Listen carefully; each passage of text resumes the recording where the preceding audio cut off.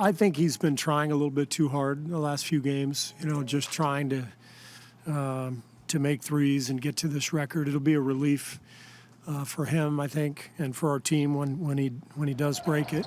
But the relief part, I get what he's saying, just in terms of the build up and not really knowing what game it's going to be, and just trying to just let it happen. Like, it's one thing I've learned over these last 3 games is keep playing basketball, keep taking shots you think you'll make, and enjoy the experience of it, because you won't get this again in terms of the chase to get over the mountaintop. After that, it'll just be about how far can you push it. Subconsciously, you just want him to get the record. So even if you're not going into the game saying, I'm going to give Steph the ball every time, subconsciously you want him to get the 3 up and hopefully make the first 2 threes he shoots in the first quarter. And saying that, I'll be happy as hell when it's over.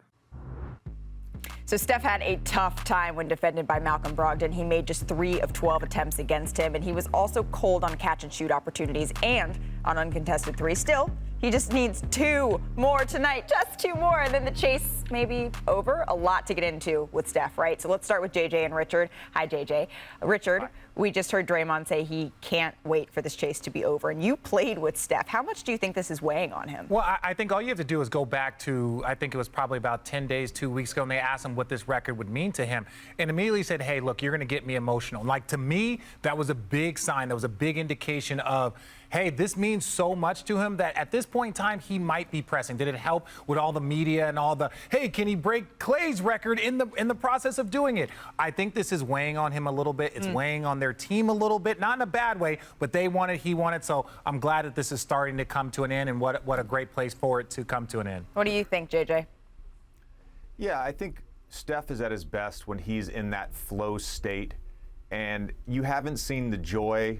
It seems like every shot has carried a certain amount of weight. And Steph, like any great shooter and any great scorer, is at his best when he is free and clear and playing with joy. And we just haven't seen that over the last couple weeks. And what I think is interesting to note is we all started making a big deal about this approach when he got within 16, which sounds ridiculous. So we almost added a couple extra games of pressure there for him. Because we've just seen him do otherworldly things in his career. Yeah, maybe it's part ridiculous, but also part a compliment, because what other player do you look around and think, oh, he's 16 away. Tonight could be the night. This could be it. Right. He could totally do it. But, Richard, what did you see from the defense the Pacers played against him last night? And can the Knicks tonight, can they replicate it at all? You can probably replicate the defense, but ultimately he's still going to knock down 2-3 threes.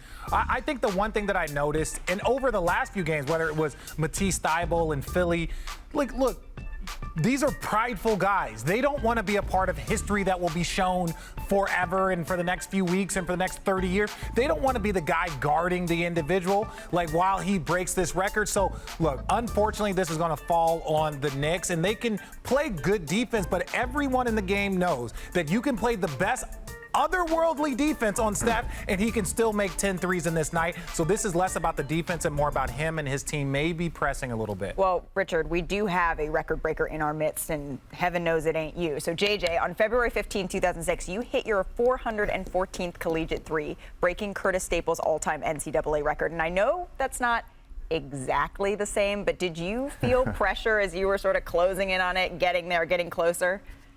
It's definitely not the same. Let's be very clear on that. And actually, I had a 4-game stretch starting with that game against Wake. I broke the NCAA record for threes, I broke the Duke scoring record, and then I broke the ACC scoring record. And by the end of those 2 weeks, I was emotionally exhausted, mentally exhausted. And as Steve Kerr mentioned, there was just a sense of relief. And I think that's what Steph will feel tonight.